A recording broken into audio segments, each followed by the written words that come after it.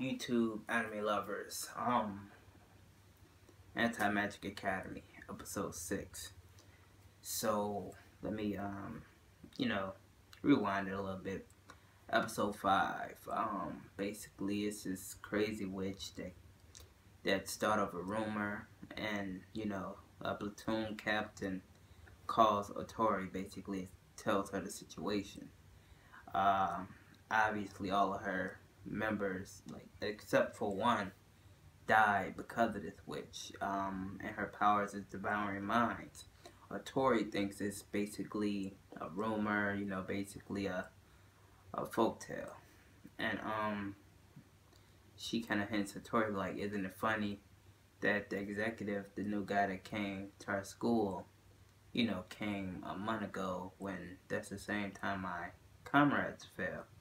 So you put two to two together, obviously he's like the most, he's pointed out to being the witch. And we have another problem, which is the blonde-haired guy also is arranged to marry Usagi. Family business, and Usagi don't want to marry him. So with that said, Takeru is up. Well, he got a bunch of problems on his plate now. He's gotta worry about Usagi and figure out a way for her to not marry dude. And basically, we see him handle this witch situation this episode. Now, in this episode, this episode 6 and 5, Usagi character made me very fucking angry. Like, every time she talks to the blonde hair guy, he obviously treats her like shit. He says, you're mine. You belong to me. You're my property, basically.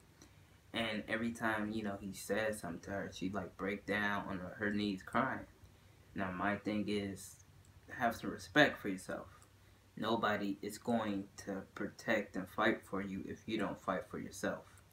That's just something I live by in real life. Now, we see a glimpse of Usagi's past, basically, in this episode. Takeru confronts him, the blonde-haired guy, and says, if she was really precious to you, you wouldn't say stuff like that. And he basically let the blonde-haired guy know that, it's been bothering me a lot. And, the blonde-haired guy said, well, what do you expect? How could she have a comrade when, she killed her brother? Now, when I first heard that, I was like, what? I was like, she seems too innocent to be, to kill anybody. So, later on in the episode, we find out she didn't kill her brother. Her brother was playing with guns, and, they wrestled and banged. She didn't do it on purpose. We don't know if she did it. All we seen was the house and heard a gun sound. And next thing we know, we seen her at the funeral. And we see the little blonde-haired boy as a child saying, how does it feel to kill your brother? And he smacks her. So I'm like, what the fuck, dude's ass? So he needs to die. Like that, needs to die. Nobody saves his ass. So, while, they're talking about that, we see the, one platoon captain that warned Tori about the witch. And she's talking to her, one of her, teammates, comrades. And she tells her, I'm sorry for you keep having to run around and spy for me. And, the comrade said, it's alright. I'll give my life for you. And, the captain pulled out a gun like, it's a shame. I couldn't save you, basically.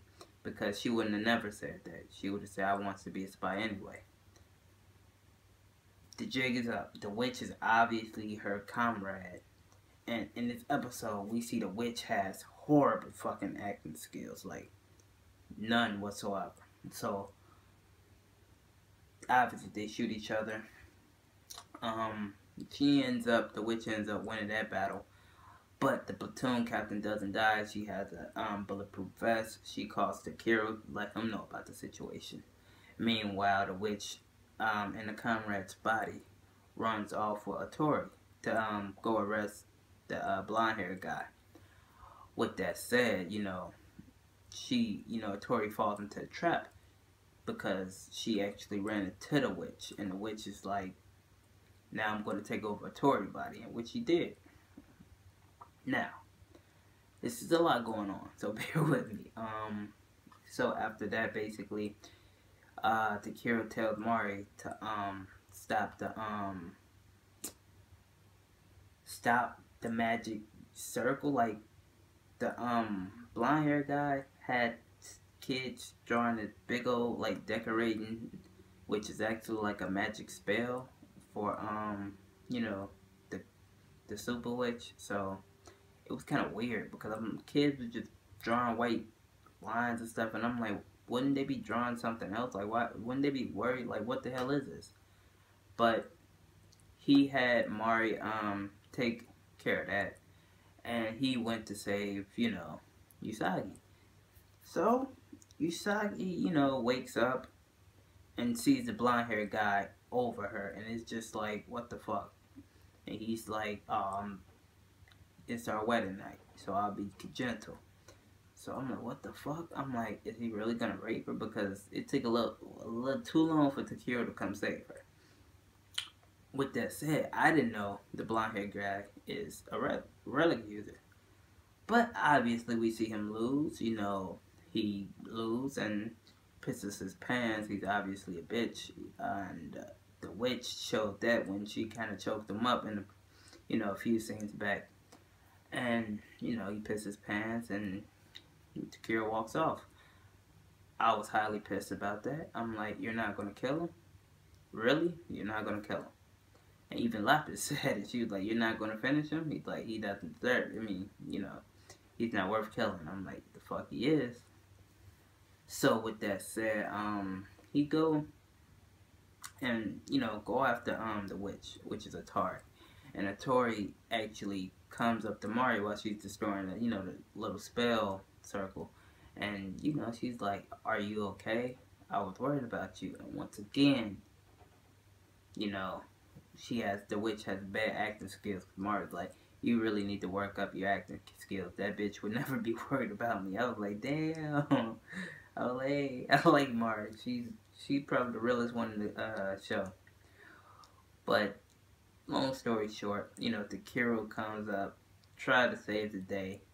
Don't work because the witch ends up using a Tory relic user, which is them guns, them souped up guns that disable any magic. So, you know, Takiro's relic user mode was gone bye-bye.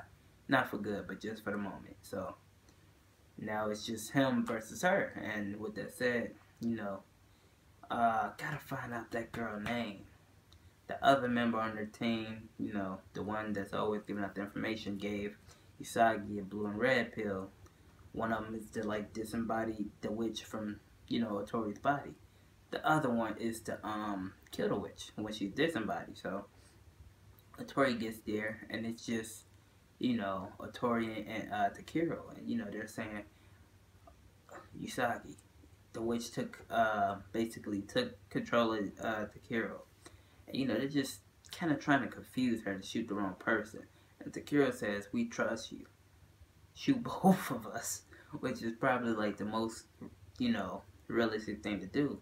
So, Otori ends up finding the strength to regain conscious of her body. And the witch couldn't move. So she said, you know, Usagi, if you value me as any kind of friend, shoot me. And she did. And as soon as the witch disembodied from Otori, she shot the witch. So it was kind of Usagi's episode. It was her time to shine. It's a long ass review, but you know, it's a pretty good episode. Like I said, this it's like probably the low key best. Well, I always say that, but this is very slept on anime.